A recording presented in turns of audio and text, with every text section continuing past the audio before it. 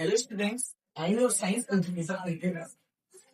मुझे उम्मीद है कि आप आज बहुत अच्छे होंगे, और अगर अच्छे नहीं है तो ये concept graphical derivation of equation of motion पढ़कर आप और अच्छे हो जाएंगे। इसके अंदर आपको 9th क्लास का एक ये बहुत आसान सा टॉपिक होता है, कॉन्सेप्ट होता है, जिसके अंदर सिंपली पूछा जाता है 5 नंबर का सवाल कि ग्राफिकली आपको इक्वेशन ऑफ जो मोशन होती है, ये सिंपल सी 3 इक्वेशन ऑफ मोशन होती है, इनको एक्सप्लेन करना होता है। किसके बेस पे? ग्राफ के बेस पे। कौन सा ग्राफ? VT graph. कौन सा graph? VT graph. BT graph. ये वीटी ग्राफ कोई गलत चीज नहीं है, ये सिंपल सा आपका वेलोसिटी टाइम ग्राफ होता है। इसके अंदर आपको क्या क्या दिया रहेगा? सबसे पहले एक्सेलरेशन दिया रहेगा जो कि एक स्लोप पे है। अगर एक चीज बात और नोट करने वाली है, अगर ये ग्राफ दे रखा है तो आप सिंपली ग्राफ को देखकर बना देना। अगर ग्राफ नहीं दिया है तो आप सिंपल सा ये ग्राफ है सेम ऐसा ही कॉपी कर सकते हैं, चाहे तो आप ऐसा ड्रॉ भी कर सकते हैं। आप सिंपली वीटी ग्राफ लिखेंगे, वेलोसिटी, यहाँ टाइम, ओडी, ओए, और यहाँ पे बी सी ई लिख दिया, डी लिख दिया, और फिर इसके अंदर आप वैल्यूज डालेंगे। कौन सी वैल्यूज? ए बी है, ये एक एक्सेलरेशन है। जो भी आपका स्लोप बनता है इसके ऊपर एक्सेलरेशन दिखता है। ये किस तरफ जा रहा है? ऊपर की तरफ जा रहा है। एक्सेलरेशन किस तरफ जाएगा? ऊपर की तरफ जाएगा। ठीक है। सीबी, सीबी क्या हो गया आपका? ये जो वेलोसिटी हो गई आपकी वी, इसमें से हम माइनस कर देंगे। क्या माइनस कर देंगे? यू। यू क्या होता है आपका? Initial velocity. ये आपने क्या कर दिया?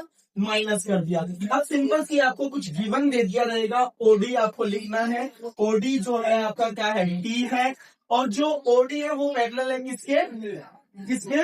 एडी के। ओडी पैरेलल है एबी के, तो ये भी आपका क्या बन गया? टी बन गया। टी माने टाइम बन गया। दूसरा एसी, एसी आपका क्या है? एक्सेलरेशन। अगला है बीसी, ये जो बीसी है आपका ये बन गया इनिशियल, जो है आपका मतलब फाइनल वेलोसिटी है, उसमें से आप इनिशियल वेलोसिटी को क्या करेंगे? माइनस कर देंगे। तीसरी चीज डीडी जो है आपकी, वो क्या है आपकी? यू। यू माने इनिशियल वेलोसिटी। ठीक है। हम पढ़ने वाली है सबसे पहले कौन सा कॉन्सेप्ट करेंगे? First equation of motion. First equation of motion, जिसको हम ड्राइव करेंगे किसके द्वारा? ग्राफिकली के द्वारा। अब ग्राफिकली के द्वारा हम ड्राइव करेंगे फर्स्ट इक्वेशन ऑफ मोशन, तो सबसे पहले हम ये जानेंगे कि ये एक्सेलरेशन जो है उसको हमने किस में लिया? स्लोप में लिया है। The acceleration of moving object is given by the slope of the VT graph. जो एक्सेलरेशन आपको ये मूविंग ऑब्जेक्ट का दे दिया है, ये आपका कैसा दिया है? स्लोप में दिया है। कैसे दिया है? एक स्लोप में दिया है। स्लोप ऐसा होता है जिसके अंदर कोई भी ऑब्जेक्ट ऐसा लिख दिया, ऊपर की तरफ मुड़ के आता है, यही आपका दर्शाता है किसी मूविंग ऑब्जेक्ट का स्लोप। अब देखो, एक्सेलरेशन जो है वो किसके बराबर हो गई? स्लोप के बराबर हो गई। मतलब ए किसके बराबर हो गया? ए बराबर हो गया, सिंपल सी बात है, फॉर्मूला होता है बीसी अपॉन में ए बी। बीसी अपॉन में ए बी। बीसी अपॉन में ए बी। अब देखो, ए इज इक्वल टू में ए क्या है आपका? सिंपल सा एक्सेलरेशन है, भूलना नहीं है। बीसी, बीसी क्या हो गई आपकी? वी माइनस में यू। वी माइनस में यू, ये आपकी हो गई, क्या हो गई? बीसी हो गई। ठीक है। फिर अपॉन में एबी, एबी क्या दे रखा है? टी। टी माने टाइम। टी माने टाइम। सिंपल से आपको ए इज इक्वल टू में, ये ए थोड़ा अजीब बन गया, कोई दिक्कत नहीं है, ऐसे बना लेना।